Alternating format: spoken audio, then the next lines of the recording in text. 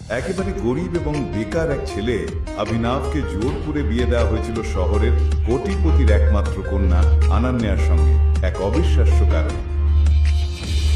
অভিনব ছিলেন ঘর জামাই এবং তিনি কেবল তার স্ত্রী অনন্যার কাছ থেকে নয়, তার ভাই ও চাকরদের অত্যাচারও সহ্য করতেন। কেন সেই কালো বহু কোটি টাকার গাড়িগুলো এসে এই গরিব অভিনবকে নিয়ে যেতে চাইল, যার হাতে কেবল নিত্য প্রয়োজনের একটি সাদামাটা ব্যাগ ছিল? তার আসল সত্য কি? অভিনব কে? কি রহস্যটা আছে যা আপনাকে চমকে দেবে?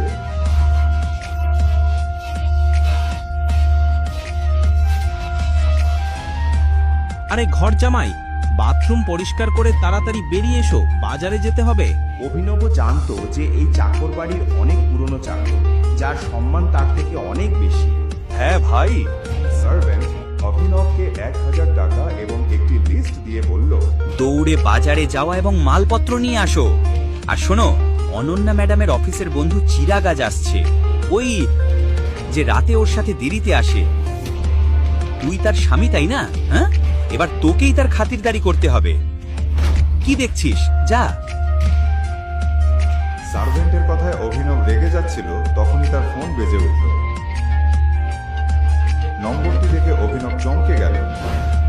এটা একটি দুবাই নম্বর ছিল। অভিনব কলটি ধরল না এবং তাড়াহুড়ো করে সাইকেলে চড়ে বাজারের দিকে ছুটে গেল।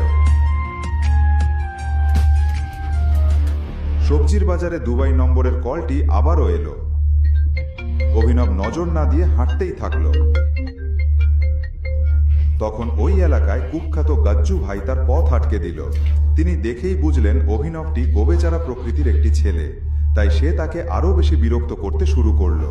হেই, আমাকে ধাক্কা দাও কিভাবে? ভাই, তুই গাজ্জু ভাইকে ধাক্কা দিয়েছিস, এবার তোকে দাম চুকাতেই হবে। অভিনব তাদের অগ্রাহ্য করে চলতে চাইল, কিন্তু গাজ্জু ভাই তাকে ঠেলে দিল। কেন কেন তোমরা আমার সঙ্গে এমন করছো? ও প্রভু, ভাই এই তো সেই ঘর জামাই যার সুন্দর বউ আছে এবং যে একজন বিলিয়নিয়ার।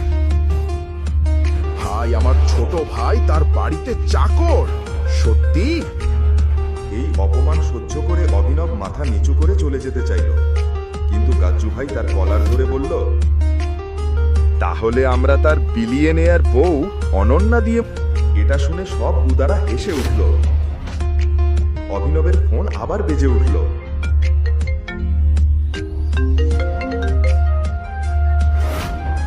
ওহ, এটা কি